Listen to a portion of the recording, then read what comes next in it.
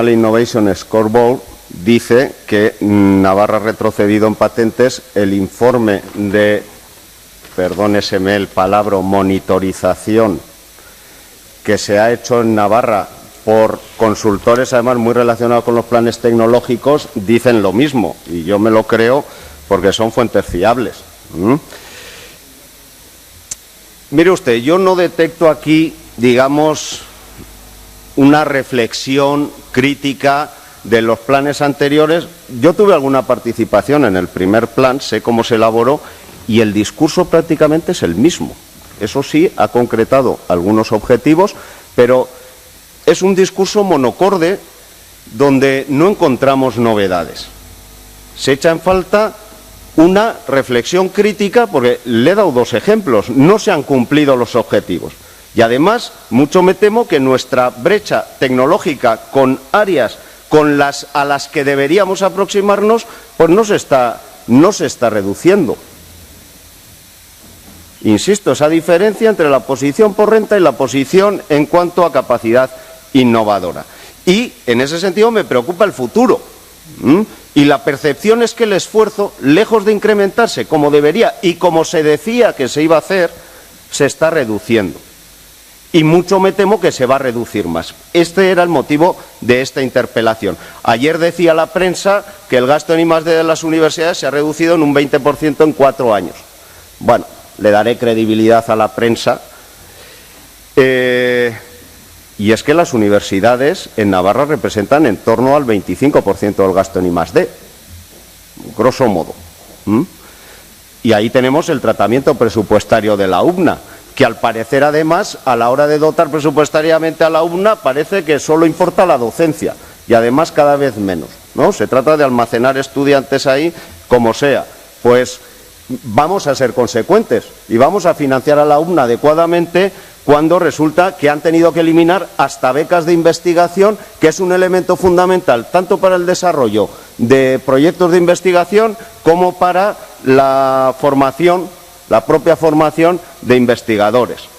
Los datos, insisto, del Regional Innovation Scoreboard muestran un retroceso en aspectos significativos, en patentes, también en cooperación interempresarial, de la que no ha hablado, pero que es fundamental, hoy día es fundamental en la innovación tecnológica.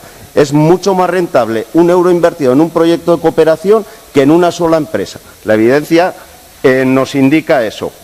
Es conocida la importancia de las sociedades de capital riesgo y de promoción. Se está utilizando bien Sodena. Ayer nos enteramos que gran parte de las pérdidas de la corporación pública empresarial se deben a Sodena y se deben a la pérdida de valor de las acciones de Iberdrola.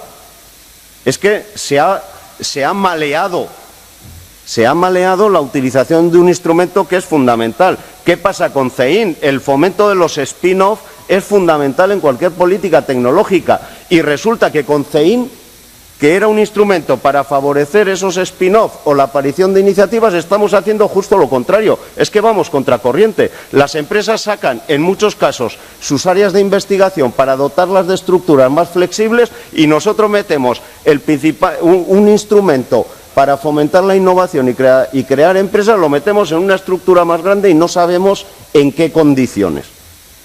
Entonces, hay elementos, las noticias sobre los planes de los centros tecnológicos, francamente, a mí me preocupan. Está bien que se ahorre dinero en gastos de estructura, pero eso de la especialización, es que juntar dos centros tecnológicos que hacen dos cosas distintas, ¿hasta qué punto fomentamos masa crítica? Es que hay que tener en cuenta las peculiaridades de la investigación. A mí me preocupan esas noticias porque me parece que estamos haciendo un tratamiento puramente contable de una infraestructura extremadamente sensible.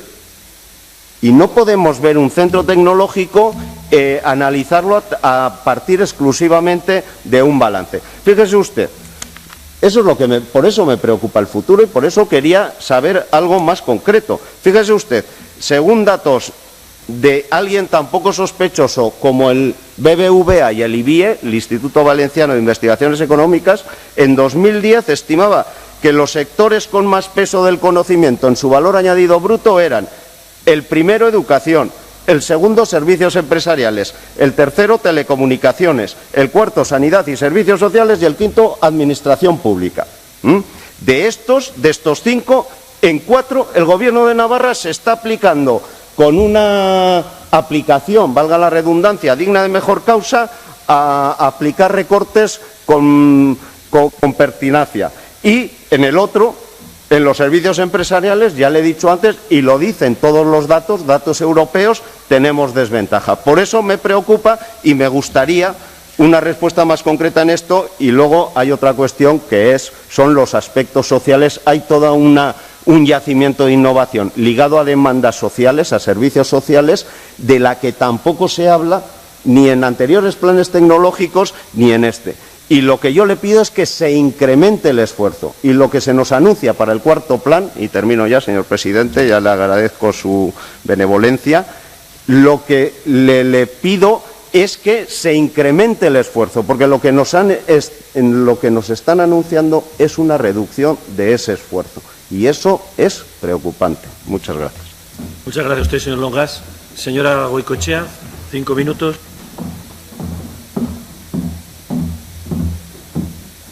Gracias, señor presidente. Bien, pues yo no participé en ninguno de los planes tecnológicos que se elaboraron previamente, pero bueno, sí que la reflexión que hago también es crítica, habiendo analizado algunos de ellos, y estoy de acuerdo